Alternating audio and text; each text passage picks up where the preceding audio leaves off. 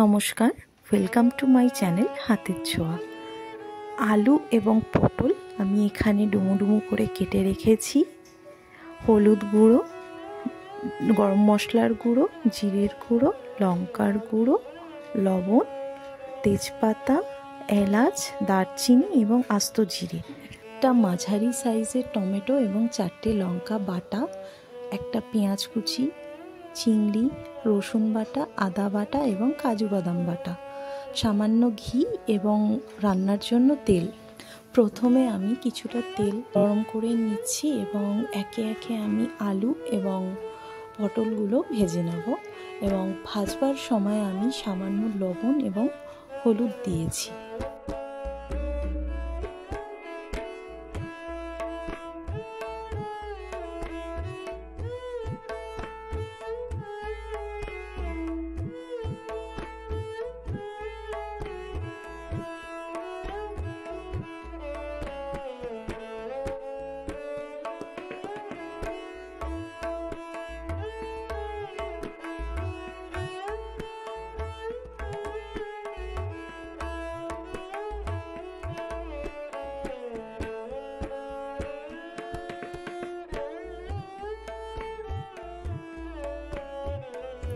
আলু এবং পটলগুলো আমি একে একে ভেজে তুলে নিয়েছি এবং যে চিংড়ি মাছটা আমি রেখেছিলাম সেটাতে লবণ হলুদ দিয়ে ম্যারিনেট করে আমি ভেজে তুলে রেখেছি।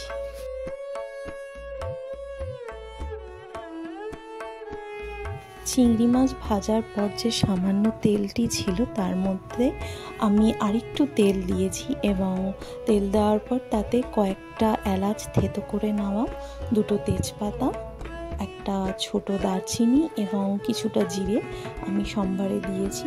সম্বার থেকে যখন একটা সুন্দর গন্ধ আসবে তারপরে আমি পেঁয়াজ কুচিগুলো দিয়ে দেব।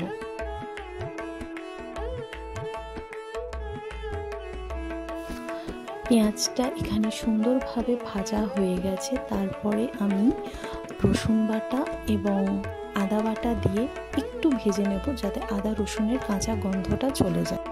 এবার টমেটো এবং কাঁচা লঙ্কা বাটাটা আমি দিয়ে দিলাম।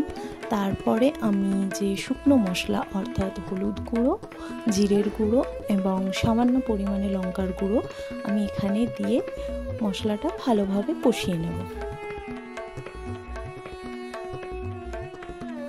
এবার আমি স্বাদ মতো লবণ দিলাম। মশলাটা আমার এখানে সুন্দরভাবে কষানো হয়ে গেছে এবং মশলার থেকে তেল ছাড়তে শুরু করেছে। এই পর্যায়ে আমি ভেজে রাখা চিংড়ি মাছ এবং আলু দিয়ে সামান্য নাড়াচাড়া করে নিচ্ছি। এবার আমি কিছুটা গরম জল দিয়েছি, দিয়ে ভালোভাবে নাড়াচাড়া করে আমি ঢাকা দিয়ে রেখেছি যাতে আলুটা সুন্দরভাবে সেদ্ধ হয়ে যায়। আমি এখানে একটা আলু কেটে দেখে নিলাম, আলুটা সুন্দরভাবে আমার এখানে সেদ্ধ হয়ে গেছে। এবার আমি ভেজে রাখা পটলগুলো দিয়ে দিলাম। পটলটা মশলা এবং আলুর সাথে সুন্দরভাবে মিশিয়ে নেওয়ার পর আমি যে কাজু বাদাম বাটাটা ছিল সেটা দিয়ে দিলাম। আলু, পটল এবং মশলার সাথে সুন্দরভাবে কাজু বাদাম বাটাটা মিশিয়ে নেওয়ার পর আমি ঝোলের জন্য গরম জল দিয়ে দিলাম। ঝোলটা যখন ফুটতে শুরু করবে এই অবস্থায় আমি সামান্য চিনি দিয়েছি। চিনিটা দেওয়ার পর ভালোভাবে নাড়াচাড়া করে আমি কিছুক্ষণের জন্য তরকারিটা ঢেকে রেখেছিলাম। এবার আমি সামান্য পরিমাণে গরম মশলার গুঁড়ো এবং সামান্য ঘি দিয়ে ভালোভাবে নাড়াচাড়া করে গ্যাসের ফ্লেমটা বন্ধ করে দিয়েছি।